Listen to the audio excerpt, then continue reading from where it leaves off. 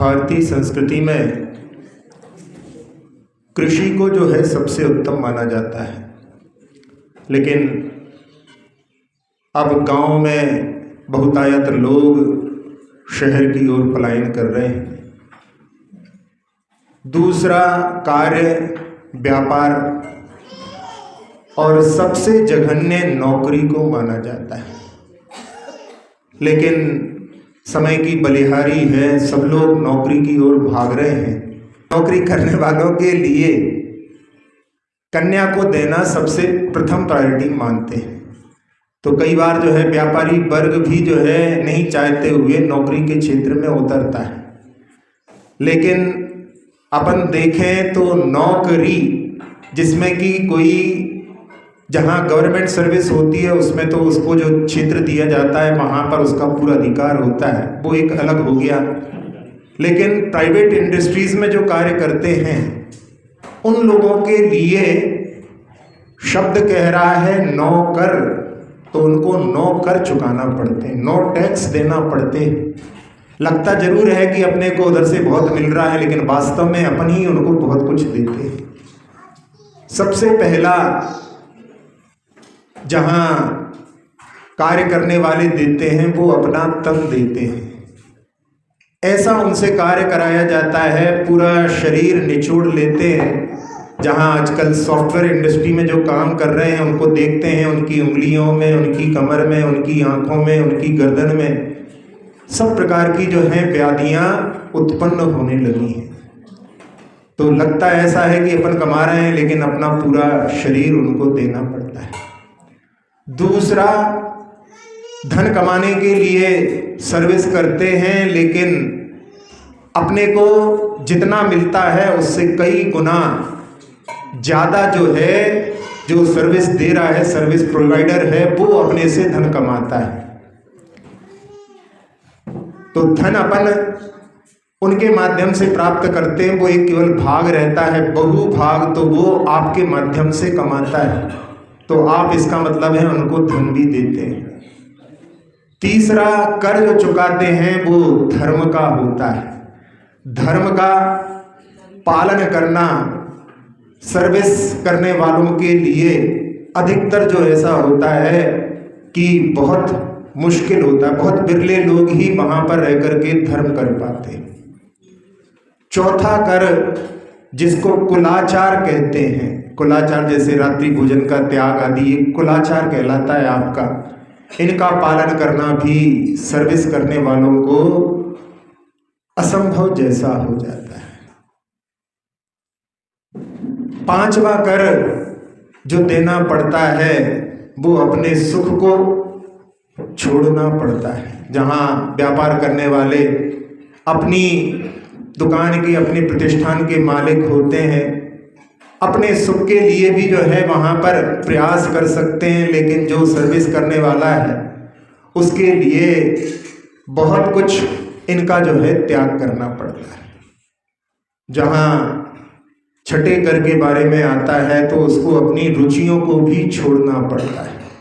जहाँ जैसी आवश्यकता होती है वहाँ उस क्षेत्र में उसको लगा देते हैं। जैसे कभी कोई व्यापार करने के क्षेत्र में मार्केट में काम करना चाहता है, लेकिन उसको जो है R&D में लगा दिया। जहाँ कोई विदेश में जो है यात्रा करने में रुचि रखता है उसको जो है किसी ऑफिस में ही अटैच करके रखा हुआ है। तो वहाँ पर रुचियों को भी छोड़ना पड़ता है। और इसके साथ साथ में अपनी जो कुल की मर्यादाएं होती हैं, लज्जा शर्म होती है, उसको भी छोड़ना पड़ता है। जहाँ बड़ी बड़ी पार्टी होती है वहाँ पर विदेश के डेलीगेट्स आए हैं, उनके सामने मदिरा आदि परोसी जाती है और वहाँ पर भी उनको उपस्थित रहना पड़ता है अपने क्लाइंट को खुशी करने के लिए। तो वो लज्जा शर्म को भी छोड़ना पड़ता है। और इसके बाद में जहाँ अपनी आज़ादी को भी छोड़ना पड़ता है। यदि वहाँ पर जो ऑफिसर लेवल है वो जिस बात को कह रहे हैं, यदि आप उसमें हाँ में हाँ नहीं मिलाओगे तो आपको वहाँ से निकाला जा सकता है। इसलिए वो ठीक है, यस सर आप जो कह रहे हैं बिल्कुल ठीक कह रहे हैं, तो अपने लिए गुलामी को भी स्वीकार कर लेता है। और आखिरी कर के रूप में जहाँ अपन देखते हैं तो उसके माध्यम से कहा जाए तो व्यक्ति वहाँ पर पूरी तरह से गुलाम बनकर के जीवन जीता है, जिसमें व्यक्ति के लिए अपनी जो है कुछ भी वहाँ पर इच्छाओं का सम्मान नहीं होता, सामने वाले की मांग के अनुसार ही उसको कार्य करना पड़ता है। तो इन 9 करों को जो प्रतिदिन चुकाता है और अपने आप को जो है बहुत अच्छा समझता है, तो ये जो है, और अपन भी उनको अच्छा समझने लगे हैं और उसके माध्यम से अपन भी चाहते हैं अकेला रह रहा है, जबकि संयुक्त परिवार के जो फायदे हैं उन पर यदि अपन दृष्टि डालें तो जहाँ जिस कन्या को आप देते हैं उसकी पूर्ण सुरक्षा संयुक्त परिवार में ही संभव है।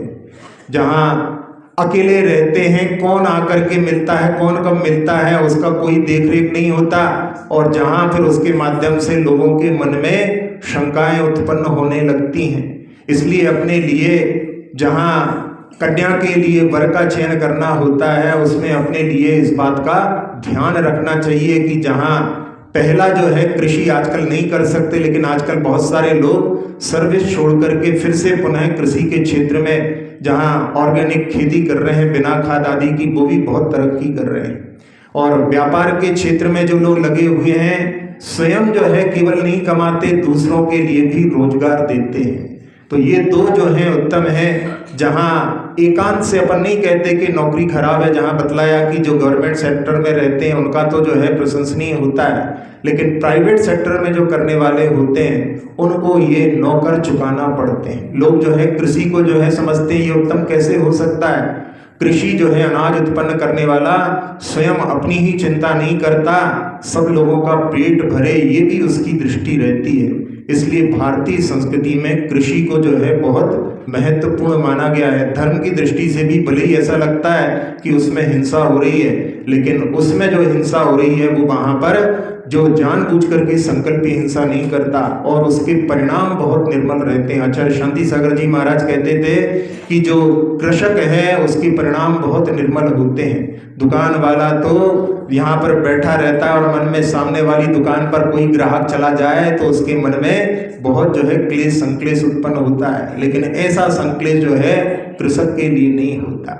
इसलिए अपने लिए जो बतलाया गया है कि सर्वोत्तम कृषि है, दूसरे नंबर पर व्यापार आता है, और तीसरा जघन्य जो है वो नौकरी के क्षेत्र को कहा जाता है। तो अपने को जिस प्रकार से बतलाया गया है उस प्रकार की दृष्टि यदि अपन बनाते हैं तो उसके माध्यम से वो भी अपनी समीचीन श्रद्धा को उत्पन्न करने में कारगर हो सकता है।